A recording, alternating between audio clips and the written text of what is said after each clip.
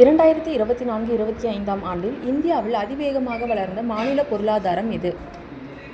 தமிழ்நாடு 11.19% உண்மையான வளர்ச்சியை பதிவு செய்தது.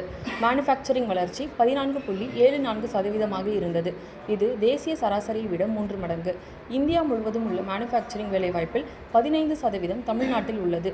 ஏற்றுமதி $26 பில்லியன் இருந்து $52 பில்லியனாக டாலரில் இரட்டிப்பு ஆனது. இது தொழிற்சாலை வேலைவாய்ப்பு, வருமானம் ஆகியவை அதிகரித்ததை காட்டுகிறது.